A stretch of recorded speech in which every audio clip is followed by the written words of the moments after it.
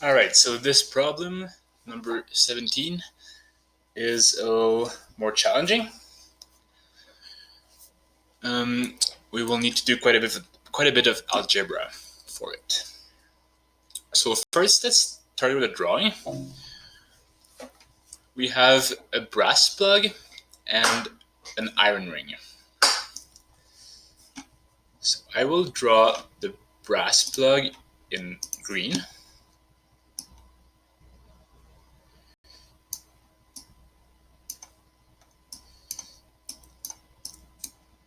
And so we want to fit this brass plug in an iron ring. I will draw the iron in blue.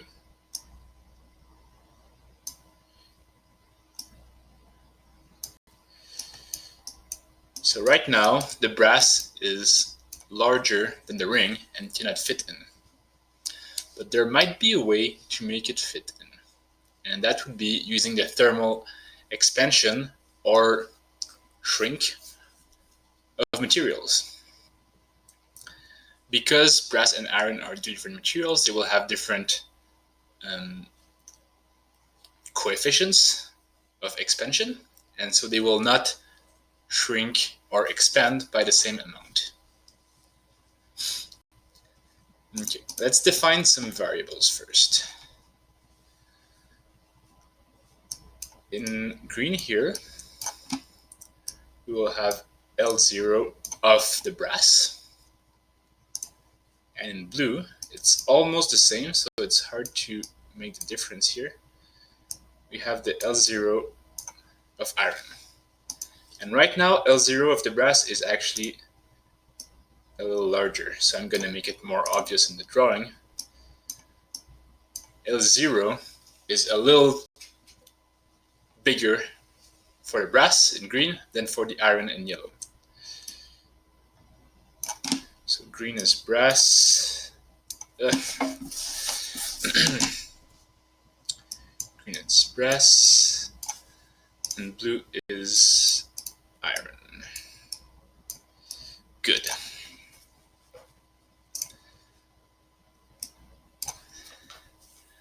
Now, I'm sure there would be different ways to do this problem, but we will try to do it methodically by saying that the final length of the brass must be equal to the final length of the iron. And only when they become equal will they be able to fit. Or at least that's going to be the condition for them to fit. So let's just write it down. The final length of brass equals final length of iron. Now, this LF here, we can simply write it down as the original length plus the thermal change.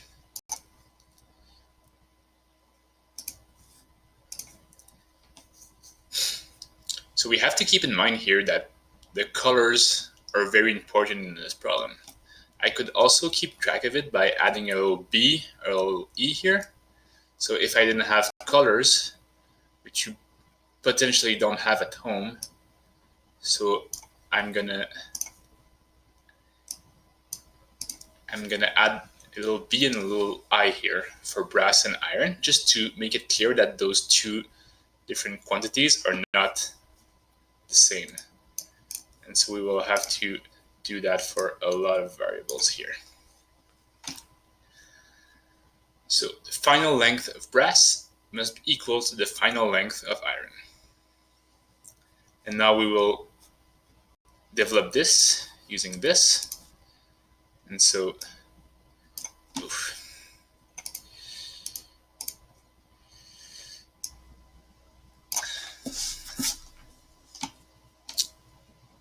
the initial length, sorry about that, guys. The initial length of brass plus the change in length of brass that is equal to initial length iron plus change in length of iron. And then we can develop delta L using the formula for thermal expansion. Delta L is equal to alpha.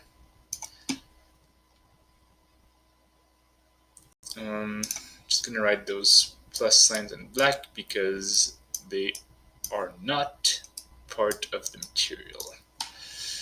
Okay, so delta L of brass is equal to alpha of brass times the length of brass and times delta T, which I will also draw black since this is not a property of the material and it is the same for both brass and iron. Okay, let's do the same on this side.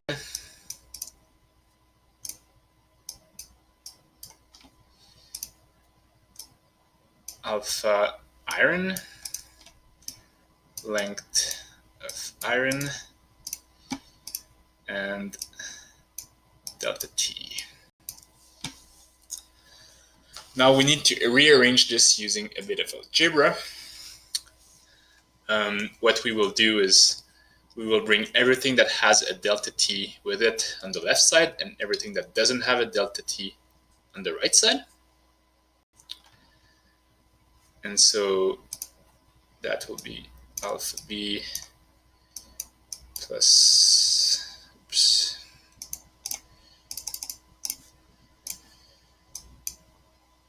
no, wait a minute. This is alpha B, length B, minus alpha E, initial length of E, which is iron, in parentheses with delta T. And on this side, what we have is this minus this. So I hope this makes sense for you. And now to isolate delta T, we can bring this big term in the parentheses and divide it on both sides.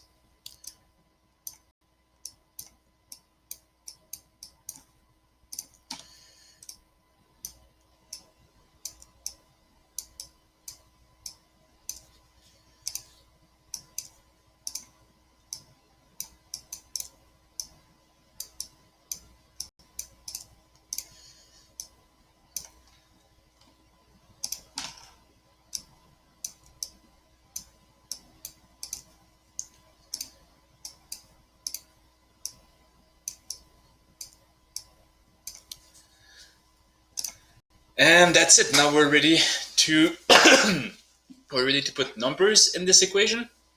It's always good to do the math with the letters, with the variables, and then put the numbers at the very end. There's less risk for error this way.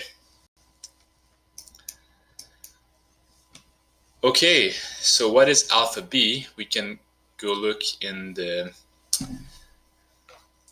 Oh no, I did this on the wrong side.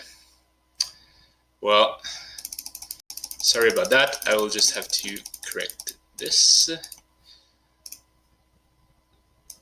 This is this side first. And so I made a little mistake here. Talking about the risks of doing mistakes. But I assure you, there is less risk using letters. So don't be afraid of using letters. And replace for numbers at the end only. Alright, so that's more correct, I think. I have my delta T equals LOI minus LOB, and I divide by this term here. Okay.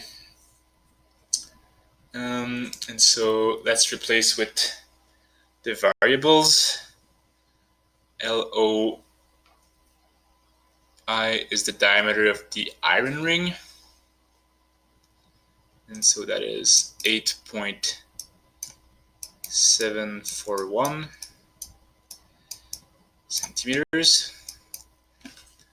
LOB would be the diameter of the brass plug, which is 8.755 centimeters. And then I divide by alpha for the brass, and if you look on the table, this is 19 times 10 to the minus 6. And LOB, which we have it here. So this is 8.755 centimeters. And now we subtract alpha for the iron, which is 12 times 10 to the minus 6. And I'm gonna run out of space here, times original length for iron,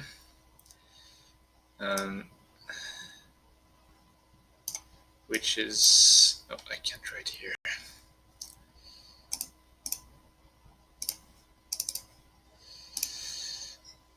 So let's, sorry for that. This is the continuity here. So 8.741 centimeters. So hopefully that's clear. Now let's run those numbers. I'll keep writing up here. If we run those numbers, the centimeter unit cancels out, and what we're left with is degrees Celsius. And we have a delta T of minus 228 degrees Celsius. So we will have to go very cold for that brass plug to fit in this iron ring. This is not the final answer, however, because it's only the required change in temperature. One parameter that is specified in the problem is that the temperature is originally at 15 degrees Celsius here. And so for the brass to fit in the iron, we need to reduce this temperature by 228 degrees. And so the final temperature that we need will be 15 minus 228. And that is equal to minus 213.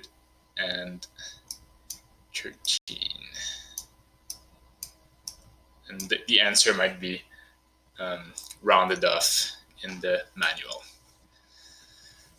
So thanks for staying with me. This was a very long problem, and hopefully it made sense. I think it was pretty cool because this is the kind of problem that could happen in a physics lab if you're doing cryogenics. If you're working with liquid helium, for example, you can reach those very, very cold temperature, and then the size of materials can change quite substantially with respect to each other. So that would be an example of when this is useful, because in everyday life you would never experience such a cold temperature. Anyway, that's it for this problem. Thank you.